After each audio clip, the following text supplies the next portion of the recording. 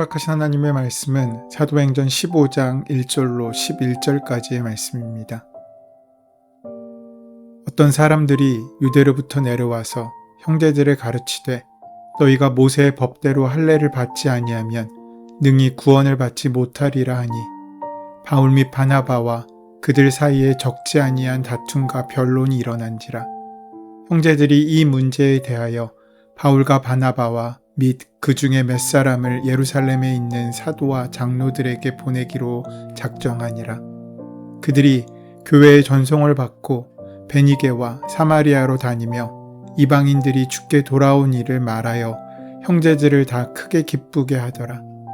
예루살렘에 이르러 교회와 사도와 장로들에게 영접을 받고 하나님이 자기들과 함께 계셔 행하신 모든 일을 말하매 바리새파 중 어떤 믿는 사람들이 일어나 말하되 이방인에게 할례를 행하고 모세의 율법을 지키라 명하는 것이 마땅하다 하니라. 사도와 장로들이 이 일을 의논하러 모여 많은 변론이 있은 후에 베드로가 일어나 말하되 형제들아 너희도 알거니와 하나님이 이방인들로 내 입에서 복음의 말씀을 들어 믿게 하시려고 오래전부터 너희 가운데서 나를 택하시고 또 마음을 아시는 하나님이 우리에게와 같이 그들에게도 성령을 주어 증언하시고 믿음으로 그들의 마음을 깨끗이 하사 그들이나 우리나 차별하지 아니하셨느니라. 그런데 지금 너희가 어찌하여 하나님을 시험하여 우리 조상과 우리도 능히 매지 못하던 멍에를 제자들의 목에 두려느냐. 그러나 우리는 그들이 우리와 동일하게 주 예수의 은혜로 구원받은 줄을 믿노라 하니라. 복음의 핵심은 나눔입니다. 그리스도의 복음이란 하나님과의 관계 회복이며 구원의 역사입니다. 우리에게 가장 중요한 것은 생명의 소식인 것입니다. 그 기쁜 소식은 우리의 입을 통해 증거되지만 더 중요한 것은 그 기쁜 소식을 들고 전하는 자의 발걸음입니다. 그들의 나눔이 하나님의 소원이며 그의 자녀들을 죽음에서 생명으로 건져내는 유일한 방법이기 때문입니다. 예수님의 십자가는 그러한 나눔의 결정판이었습니다. 그 십자가의 생명의 나눔 없이는 우리에게 구원이란 있을 수 없기 때문입니다. 그러한 주님을 전하는 사도행전에서 보여준 바울의 행적은 예수님의 뒤를 따라가는 나눔을 실천하는 그리스도인의 삶의 전형을 보여줍니다. 복음이 나눠지며 교회가 확장되어가는 모습이 사도행전을 통해 우리에게 증거되고 있는 것입니다. 그런데 그 나눔이란 나만의 세계를 버려야 가능한 것입니다. 나눔이란 하나님의 형상, 하나님의 나라를 나의 생각과 몸으로 드러내는 것입니다. 바울의 헌신적인 복음 전파는 그러한 나눔의 정신에서 시작되었습니다. 바울은 자기 희생을 매개로 한 나눔이 일치를 가져온다는 사실을 우리에게 보여줍니다. 복음을 들고 하나님과의 일치를 위해 달려온 사람들의 공통된 마음은 바로 사랑의 나눔이었습니다. 나눔은 이해함이고 포용하는 것입니다. 그리스도의 사랑을 이해하지 못하는 이들에게 끝없이 사랑으로 다가가는 그 이해의 마음이 나눔입니다. 그렇지 않고선 결코 나눔은 계속될 수 없습니다. 그 나눔의 결과가 바로 이방인의 땅에 생긴 안디옥 교회였습니다. 그리고 복음은 생명력이 있어서 안디옥 교회는 그저 나눔을 받는 교회에서 또다시 나누는 교회로 성장하며 복음을 전하게 됩니다. 그런 그들에게 논쟁이 시작됩니다. 나눔과 다툼은 다른 것입니다. 하나님의 마음이 전해지는 곳마다 나눔과 부흥이 있습니다. 하지만 자신의 생각만이 주장되어지는 곳에선 다툼과 분열이 있을 뿐입니다. 사도행전 15장은 기독교 역사상 최초로 모였던 종교회의인 예루살렘 공의회가 소집된 이유와 그때의 결정 사항을 우리에게 보여주고 알려줍니다. 15장 말미에서는 사도 바울의 2차 전도 여행에 관한 기사가 시작되어서 사도행전 18장 22절까지 이어지게 됩니다. 전에 말씀드렸던 것처럼 사도 바울의 1차 전도 여행에 관한 기사가 사도행전 13장과 14장의 내용입니다. 사도 바울의 1차 전도와 2차 전도 여행 사이에 예루살렘 공의회에 관한 기사가 들어간 까닭은 이방인 전도에 있어서 중요한 결정 상황이 있었기 때문입니다. 예루살렘 공의회에서 이방인 전도의 걸림돌을 제거함으로써 이방인 전도에 탄력을 받게 된 것입니다. 최초의 이방인 교회인 안디옥 교회가 바울과 바나바를 세울 때 금식하며 기도하였는데 이렇게 하도록 인도하신 분은 성령님이셨습니다. 안디옥 교회가 바울과 바나바를 전도자로 세우고 파송하여 그브로와 비시디아 안디옥 그리고 여러 지역에 주님의 도를 전하도록 하였는데 이 역시 두 사람의 보내심의 근거는 성령님의 보내심이었다고 사도행전 13장은 명시하고 있습니다. 이처럼 성령님께서 제자들에게 땅끝까지 이르러 내 증인이 되리라는 주님께서 주신 사명을 감당할 수 있도록 인도해 주고 있으신 것입니다. 그런데 성령님의 인도하심을 받아 주님을 따르는 사람들이 이 사명을 감당하는 것이 마냥 쉬운 것만은 아니었습니다. 외적으로는 환경적인 박해가 있었고 내적으로는 여러 가지 갈등이 있었습니다. 교회 내의 갈등으로 교리적인 문제가 발생한 것입니다. 바나바와 바울이 안디옥 교회의 파송을 받아 이방인들을 위해 1차 전도 여행을 통하여 많은 사람들이 복음을 받아들이고 하나님께 나와 구원을 얻게 되었습니다. 이러한 바울과 바나바의 선교 보고를 듣고 기쁨이 가득했던 안디옥 교회에 갈등이 생겨납니다. 그 갈등은 유대로부터 내려온 어떤 사람들로 인해 생겨난 문제였습니다. 그들은 할례의 문제와 구원의 문제를 연관시키려고 하였습니다. 이 문제는 이방인 선교에 관하여서 대단히 중요한 문제였습니다. 그래서 논쟁이 붙었습니다. 얼마나 큰 문제였는지 예루살렘 공의회가 열릴 정도였습니다. 그 내용은 그렇습니다. 유대로부터 안디옥으로 간 어떤 사람들이 복음에 벗어난 교리를 가르치는 일이 발생한 것입니다. 당시 이방인들과 유대인들이 다른 점이 있다면 문화적인 전통인 할례를 했느냐 안 했느냐 하는 것이었습니다. 그들의 가르침은 바로 이 할례가 구원의 조건이라고 이야기한 것입니다. 최초의 할례자는 아브라함입니다. 하나님께서 아브라함에게 할례를 행하시려고 명하실 때 할례를 설명하시기를 하나님과 구원받은 백성과의 언약의 표징이라고 말씀하셨습니다. 이것은 순전히 유대교적 전통에 의한 행위였습니다. 그러니 당연히 이방인들에게는 큰 문제일 수밖에 없었습니다. 구원을 받아들이는데 예수를 믿고 영접하는 것을 넘어서서 그 몸에 할례로 표식을 남겨야 한다는 그런 굴레를 그들에게 씌우고 있는 것입니다. 그것은 예수님의 이름과 보혈의 공로로 구원에 초대된 이방인들에게 다른 구원의 방법을 요구하고 있는 것입니다. 할례는 하나님께서 말씀하셨듯이 구원받는 자의 표징이지 구원의 절대 조건이 아닙니다. 구원은 절적으로 하나님의 은혜입니다. 아브라함이 행위로 택함받은 것이 아니라 하나님의 은혜로 택함을 받아 구원받은 백성이 되었습니다. 그런데 유대로부터 온 어떤 사람들은 복음의 진수를 알지 못하였고 여전히 유대 민족주의적이고 율법주의적인 사고방식에서 벗어나지도 못했습니다. 구원은 오직 그리스도를 믿는 믿음으로 받습니다. 여기에 어떠한 조건도 붙지 않습니다. 할례나 율법의 준수나 어떤 행위가 구원받는 조건으로 요구되지 않는다는 것입니다. 구원은 전적인 하나님의 은혜입니다.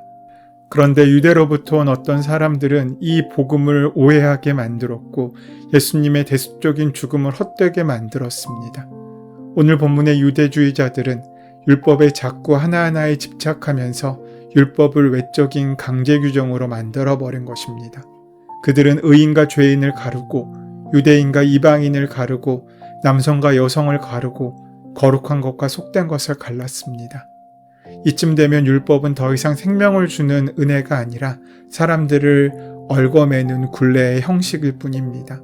그 율법의 형식을 지키느라 생명을 잃는 어리석음을 범할 수 있기 때문입니다.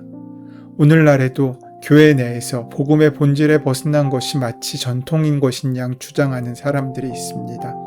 교회의 전통이라고 말하거나 성경적이라고 말하거나 주님의 가르침이라고 주장하면서 복음을 곡해하고 있는 것입니다. 안디옥 교회까지 그 먼 거리를 찾아간 사람들처럼 열정과 자기 신념이 강하지만 그들은 복음과 하나님의 원하심에서 벗어난 사람들이었습니다. 거짓 복음을 전하는 사람들이 안디옥 교회에서 리더 역할을 하였던 바울과 바나바와 격한 논쟁을 하게 됩니다. 유대 전통에 큰 자부심을 느꼈던 사람들은 주님의 가르침의 본질을 이해하지 못하면서 자신들의 주장을 굽히지 않자 안디옥 교회는 할례와 구원과의 관계에 대한 답을 얻기 위해 바울과 바나바와 함께 몇 사람을 모 교회인 예루살렘 교회로 파송한 것입니다. 초대교회에는 아직 신학이 정립되지 않았던 시기였기에 지역교회 자체에서 해결할 수 없는 상황을 더 큰 모교회인 예루살렘 공의회를 통해서 답을 얻으려고 했던 것입니다. 그렇게 바울과 바나바 일행은 예루살렘으로 향합니다. 그들은 예루살렘으로 직행하지 않고 가면서 지중해 연안 지역인 베니게와 이방인 취급받던 또 불결한 백성으로 여겨지던 사마리아인의 지역을 거쳐서 갔습니다. 바울과 바나바 일행은 이 지역에서 이방인들이 주께로 돌아온 일, 즉 구브로와 비시디아 안디옥과 그 외 지역의 이방인들에 대한 1차 전도의 열매를 알리면서 경유지의 성도들과 기쁨을 나누었습니다. 바울과 바나바는 예루살렘에 도착해서 교회에 하나님께서 자신들과 함께 계셔서 행하신 모든 일, 즉 1차 전도 여행의 결과를 상세하게 보고했습니다. 4절에서 말하다 라는 말의 원어는 상세히 이야기하다 라는 뜻을 가지고 있습니다. 바울과 바나바의 보고를 듣던 바리새파 출신의 어떤 교인이 이방인들의 할례 준수의 문제를 제기합니다. 예루살렘 교회의 다수인 유대교 그리스도인들은 여전히 이방인 그리스도인도 할례를 받아야 한다는 사고에서 벗어나지 못하고 있었습니다. 안디옥 교회에서 논의되었던 할례 준수 문제가 예루살렘 교회의 교인들의 문제로도 제기되자 이 사안을 의논하러 사도들과 장로들이 모임으로 예루살렘 공의회가 개최되었습니다. 할례 준수 문제가 쉽게 일단락되지 않았던 것입니다. 7절을 보면 많은 변론이 있었을 정도로 사람들의 의견 발표와 긴 시간이 흘렀음을 보여주고 있습니다. 그럼에도 불구하고 합의된 결론이 도출되지 않자 사도 베드로가 발언하게 됩니다.